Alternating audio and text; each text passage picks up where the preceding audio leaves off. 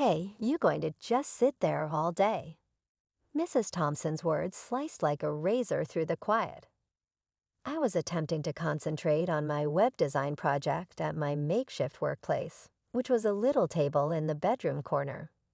I raised my head to face her harsh eyes. Just working, Mrs. Thompson, I said, attempting to seem equable. Clearly displeased, she snorted. Are you at work? It appears that you are only using that PC for recreation. I had actual tasks when I was your age. I let out an internal sigh. Ever since I married Mark, her son, and moved into the Thompson home, this has been a regular routine. I had a sense of alienation. My rock was Mark, a good-hearted man who had to travel constantly for business. But without him, the place felt chilly and unwelcoming. Mark's sister Anna entered, followed by her 2 children. Unaware of me, she said, "Mom, have you seen my phone charger?" Mrs. Thompson offered, "Try the living room," while continuing to give me a skeptical look. I went back to my screen and tried to ignore what they were saying. Laylee and Max, Anna's children, screamed as they ran about. These 2 were wild and unruly, but I adored children. "Can you watch the kids, Rose?" "I have an errand to run," Anna replied, making more assumptions than inquiries. I said, "I really need to finish this project, Anna, since I was under pressure." She said, "It's not like you're doing anything important," in a condescending tone. I swallowed a more scathing reply. It was difficult, especially with Anna using me like a free babysitter and her mother interrogating me at every turn. But Mark constantly advised me to maintain harmony. Mark entered as the door opened, providing me with a moment's relief. "Hey, love," he said as he put his arms to me. "Hey," I said with a smile, briefly relieved. He looked around and inquired, "How's everyone?" I said, "Just the usual," while gazing at his sister and mother. "Mark, tell your wife to help more around here," Mrs. Thompson said. "She uses that computer constantly." Mark glanced at his mother and then back to me. "Mom, Rose is a hard worker.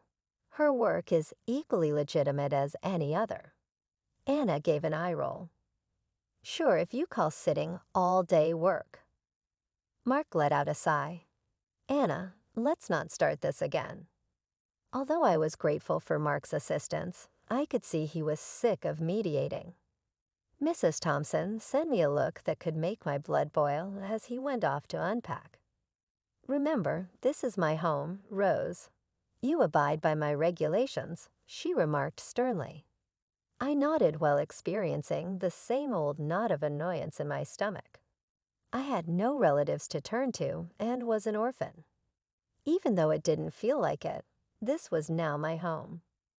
I made a self-promise to change as I returned to my computer. Mark and I were putting money up for our own house, a place where kindness and respect were commonplace. A location where I could be myself, love freely, and work in peace. Even though there was a lot of commotion in the home, I felt more alone than ever. There was a noticeable void in the place where Mark had just gone for another of his work excursions. Mrs. Thompson interrupted me as I was attempting to make myself some toast in the kitchen. "Are you unable to create anything more beneficial? You eat bread all the time. It makes sense why you're so thin," she said in a contemptuous tone. I said, "Just not very hungry, Mrs. Thompson," in a composed tone. "You'd be hungry if you did some real work around here," she said, searching the refrigerator. With a groan, I took my toast out of the kitchen. It seemed more sensible to eat in my room than to face further criticism. Later, Anna's voice rang out from the corridor as I was trying to focus on my job. "Rose, can you watch the kids again? I've got to run out." "Anna, I really need to get this work done." "It's important," I responded, feeling the frustration build up. "Oh, come on. It's just clicking around on a computer. How hard can it be?" Anna retorted, her voice laced with sarcasm. I bit my tongue, resisting the urge to argue. It was easier to agree than to start another fight. Fine, I'll watch them, I conceded. As I tried to manage Lily and Max, who were more interested in playing tag around my workspace, I realized how isolated I felt in this house. Surrounded by people, yet so alone. That night, I heard Anna and Mrs. Thompson talking in the living room. She's not right for Mark. Just sits in her room all day, doing God knows what on that computer. Mrs. Thompson's voice was sharp and clear. Yeah, and have you noticed how she never joins us for meals anymore? As if she's too good for us. Anna added, her words like daggers. I lay in bed, their words stinging. I missed Mark's presence, his understanding. He was the buffer between me and their constant judgment. Without him, it felt like I was an easy target. The next day, as I made myself another solitary meal, Mrs. Thompson walked in. You know, if you spent more time with us, maybe you'd feel more part of the family, she said, her tone accusatory. I looked at her, feeling the irony of her words. I try, Mrs. Thompson, but it's hard when I feel like everything I do is wrong. Wrong in your eyes, I replied, my voice barely above a whisper. She just huffed and walked out, leaving me alone again. I realized then that no matter how much I tried, I would always be an outsider in this house. My presence was tolerated, not welcomed, and with Mark away, the thin veneer of family harmony was quickly unraveling. The day started like any other, but it turned into the worst day of my life. I was in my room, headphones on, when Anna barged in without knocking. Your phone's been ringing off the hook, she said, her voice unusually somber.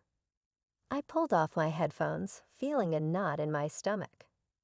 Who is it? I asked, reaching for my phone.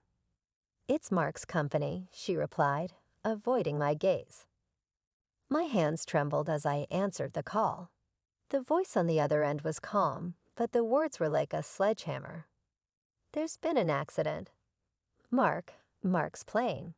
I'm so sorry. The phone slipped from my hand, clattering to the floor. My whole world collapsed in that moment. Mark, my husband, my best friend, gone. I don't remember much after that. I vaguely recall Mrs. Thompson and Anna in the living room, their voices a distant echo. Did you hear about Mark? Mrs. Thompson's voice was flat, almost emotionless. Yeah, what a shame. But you know, with his job, it was always a risk, Anna replied, her tone too casual for the gravity of the situation. Their words felt like a betrayal. Where was the grief, the loss? It was as if Mark was just an inconvenience, removed from their lives. In the days that followed, I was a ghost in the house, barely eating, barely existing. Mark's funeral was a blur. I remember standing there, feeling the weight of my loneliness, surrounded by people who were supposed to be family. But a new shock awaited me. Amidst my sorrow, I discovered I was pregnant. The news brought a confusing mix of joy and heartache. A part of Mark was still with me, yet he'd never know. After the funeral, Mrs. Thompson's true colors shone brighter than ever. Rose, we need to talk about the house, she said, her voice cold and calculating. I looked at her, not comprehending. What about the house? I asked, my voice barely a whisper. You can't stay here anymore. Now that Mark's gone, there's no reason for you to be here, she stated bluntly. I felt the room spin.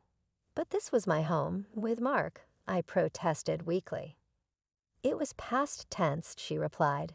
You need to find somewhere else to live. Her eyes were void of any sympathy. Anna chimed in, yeah, Rose, it's time to move on.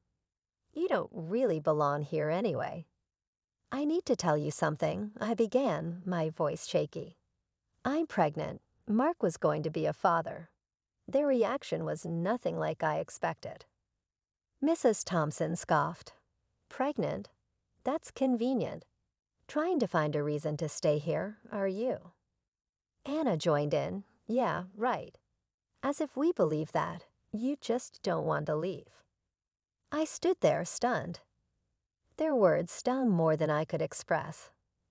It's true, I insisted, my voice barely above a whisper, but they just laughed it off. I packed my bags in a day, each item a reminder of the life I had lost. As I was about to leave, I turned to them. You're kicking me out at the worst time of my life. How can you be so cruel? Mrs. Thompson looked at me, her expression unmoved. Life's tough. You better learn that fast. With nowhere to go, I left the house, each step away feeling like a descent into an unknown abyss. The future was a dark void, and I was walking into it alone. A month had passed since Mark's funeral, and I was living with Aunt Sarah, his kind-hearted aunt who had taken me in. The grief was still raw, but life had to go on, especially now that I was pregnant. I was in the middle of a web design project when Aunt Sarah called me from the living room. Rose, there's a call for you. Sounds important. Curious, I answered the phone. Hello, this is Rose. Mrs. Thompson, I'm John from Greenfield Notary. I'm calling about your late husband's affairs, the voice on the other end said. My heart skipped a beat. What about them? I asked. Your husband had a life insurance policy, and you're the sole beneficiary. It's a substantial amount, John explained. I felt a mix of shock and relief. How much are we talking about? I inquired, trying to keep my voice steady. It's quite a large sum, Miss Rose. Enough to secure a good future for you and your child, he replied. I hung up the phone, my mind racing. This money could change everything. I could start a new life, provide for my baby, maybe even move to a place of our own. I shared the news with Aunt Sarah. That's wonderful, Rose. Mark always was thoughtful. He's taking care of you even now, she said, her eyes moist. The news of the insurance money spread quickly, and it wasn't long before Mrs. Thompson called. Rose, I heard about the insurance. We need to talk, she said, her tone insistent. I braced myself. What about it, Mrs. Thompson? You know, since you're the beneficiary, I think it's only fair that you share some of that money with us. After all, we're Mark's family too, she demanded. I couldn't believe her audacity. Share the money after you kicked me out when I needed you the most. I replied, my voice firm. Well, we have expenses too, and you're living off my son's money, she retorted. That money is for me and my child, Mrs. Thompson. I won't give you a dime, I said, the resolve in my voice surprising even me. Think about it, Rose. Don't be selfish, she said before hanging up. But I had made up my mind. I was going to use that money to start a new life, far from the judgment and cruelty of Mrs. Thompson and Anna. I began looking for apartments, something cozy and welcoming, a place where I could raise my child in peace. The thought of having my own space, a sanctuary for me and my baby, filled me with hope. 6 months into my pregnancy, I was finally settling into my new apartment. It was a small, cozy place filled with the promise of new beginnings. I had just finished setting up the baby's crib when the doorbell rang. I wasn't expecting anyone, so I was surprised to see Mrs. Thompson and Anna standing at my door. When I opened it, Mrs. Thompson said, Rose, we need to talk, pushing past me into the apartment. Anna followed her, eyeing the place with a mix of curiosity and disdain. Nice little spot you got here, she remarked, her tone laced with envy. What are you doing here? I asked, trying to mask my discomfort. Mrs. Thompson took a deep breath. We've been thinking about how things ended between us. We want to apologize. I was taken aback. Apologize after you threw me out? Anna chimed in, Look, Rose, we were upset. But we're family, right? We should stick together. I couldn't believe what I was hearing. Family? You made it clear I was no longer part of your family. Mrs. Thompson glanced at my swollen belly, and her tone softened. We didn't know about the baby. We want to make things right. I scoffed. Now that you see I'm actually pregnant, you suddenly care. It's not just that, Anna said quickly. Things have been tough since you left. We thought maybe you could come back and help out. I stared at them, incredulous. You want me to come back after everything? Mrs. Thompson took a step forward. We need your help, Rose. Financially, we're struggling. I shook my head in disbelief. So this isn't about making amends. You just need money. Anna's face hardened. Look, Rose, we all have to make sacrifices. You have the means to help the family. I felt a surge of anger. I am not your family, not anymore. You made that clear when you kicked me out. Mrs. Thompson's expression faltered. Rose, please think of it as helping for the sake of your child's grandparents. I couldn't help but laugh bitterly. Grandparents? You never once acted like grandparents. You won't see a cent from me, and you certainly won't be a part of my child's life. The realization dawned on their faces. They had hoped for an easy solution to their problems, but I was no longer the same person they had once manipulated. Anna tried a different approach.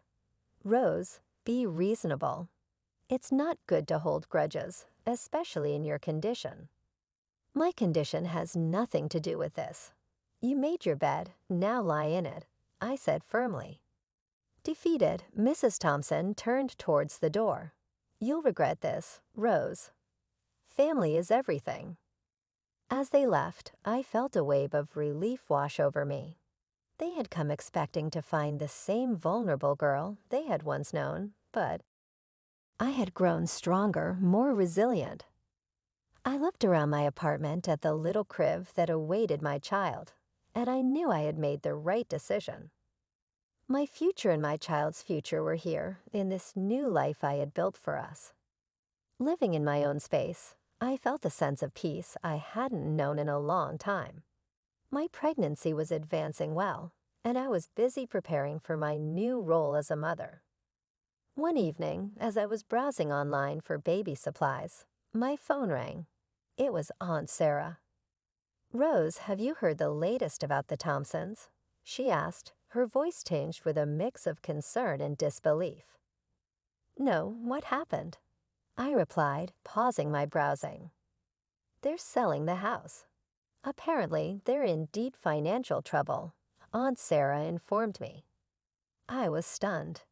The house, but that's been in their family for years. Seems like they can't afford to keep it anymore. Anna's husband lost his job, and without your financial contribution, they've hit rock bottom, she explained. I felt a strange mix of vindication and pity. I can't believe they're selling the house. Where will they go? From what I heard, they're moving into a much smaller place. Anna is not taking it well. She's had to get a job at a local store, Aunt Sarah said. The news hit me unexpectedly. Anna, who had always looked down on anyone who worked a regular job, was now working in retail. Wow, that's a big change for her, I said, trying to process the information. Yeah, she's been complaining to anyone who'll listen. But maybe this will be a good lesson for her. A bit of hard work never hurt anyone, Aunt Sarah added. I thought about how much my life had changed since leaving the Thompson house. I guess we all get what we deserve eventually, I mused. We chatted a bit more before saying our goodbyes. I sat back and thought about the twist of fate. Mrs. Thompson and Anna, once so proud and unyielding, were now facing their own struggles. It was a harsh reality, but one that seemed fitting given how they had treated me. I had learned the hard way that kindness and compassion were invaluable, and their absence could lead to a fall from grace. As I resumed browsing for baby items, I felt a renewed sense of gratitude for the life I was building. My journey had been tough, but it had led me to a place of independence and inner strength. The day I brought my son, Leo, home marked the start of a beautiful yet challenging journey. He was a bundle of joy, his tiny fingers wrapping around mine, bringing a sense of purpose and love I had never known. As I watched him sleep peacefully in his crib, I thought about returning to my work as a web designer. Aunt Sarah had been my rock through all the upheaval, always there to offer support and wisdom. "You're going to balance this just fine, Rose," she reassured me one evening as we sat in the living room, Leo cradled in my arms. "You're strong and you've got a good head on your shoulders." I smiled, grateful for her encouragement. "Thanks, Aunt Sarah. I just want to give Leo the best life possible." It was during one of these peaceful afternoons that my phone rang, shattering the calm. The caller ID showed Anna's number, a name I hadn't seen in months. With a deep breath, I answered, bracing myself. "Rose, you need to give us money." "You're living all posh while we're scraping by." Anna's voice was sharp, tinged with desperation. I was taken aback by her blunt demand. "Anna, I'm not responsible for your financial situation. I have my own family to take care of now." "You always think you're better than us, don't you?" "Just because you got that insurance money," she retorted, her voice rising. "I've just given birth to a child, Anna. My focus is on my son now," I replied, trying to keep my composure. "I don't care about your kid." "We need that money, Rose," she yelled into the phone. I felt a surge of anger and disbelief. How could she be so heartless? Without another word, I hung up the phone and immediately blocked her number. The nerve of her demanding money and disregarding the fact that I was a new mother, struggling with my own challenges.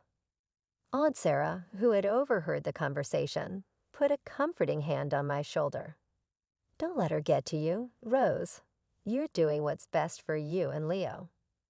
I nodded, still shaken by the call. I just can't believe she would stoop so low. "It's unfortunate, but some people only think of themselves.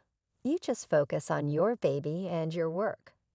"You're doing great," Aunt Sarah encouraged.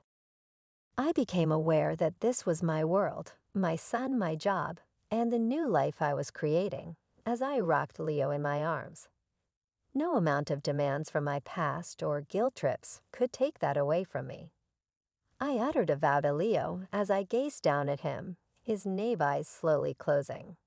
"Little one, we will be all right. All the love in the world, just you and me." Living with my newborn son Leo was a wonderful, yet occasionally taxing, journey. It was difficult to juggle being a mother and doing my home-based web design business, but I enjoyed every second spent with him. The frequent visits from my late husband's aunt, Aunt Sarah, were a regular source of consolation in my new life as a single mother. I made the decision to take Leo for a stroll in his stroller one bright afternoon. We both benefited from the fresh air, and I relished these peaceful times spent strolling about the neighborhood. I made the impulsive decision to grab some necessities at a tiny shop. I recognized a face as I pushed the stroller along the aisles. It was my sister-in-law, Anna, who was employed as a salesperson. She was accompanied by Mrs. Thompson, her mother, and they were engaged in a lengthy talk. I couldn't help but note how different they were from how I had last seen them. Their attire was shabby and unadorned, a far cry from the tidy image they once cultivated. They appeared worn out and nearly defeated. I hesitated for a second, unsure whether to go up to them, but they saw me first. In an instant, their expressions went from one of astonishment to one of embarrassment to one of mild contempt. I figured it was better to leave it as that because neither of them attempted to talk to me. I kept my distance and carried on shopping. As I walked around the store, I could feel their gazes on me, but I kept my attention on Leo, who was chatting contentedly in his stroller. I couldn't help but think about how much had changed as I was leaving the store. When I last saw Anna and Mrs. Thompson, they were in a totally different place, despising me because of their alleged superior rank. The roles had now been reversed. Although I didn't enjoy their bad luck, it served as a sobering reminder of how swiftly things can change in life. As I played with Leo and fed him at home, I reflected on the path that had led me here. Despite all of the ups and downs, I had emerged stronger and more resilient. Aunt Sarah supported me, I had a lovely boy, and I was enthusiastic about my work. I made a vow to Leo in a whisper as I put him to bed that night. My little one, you have my undying support. Whatever life throws at us, we'll find our own path.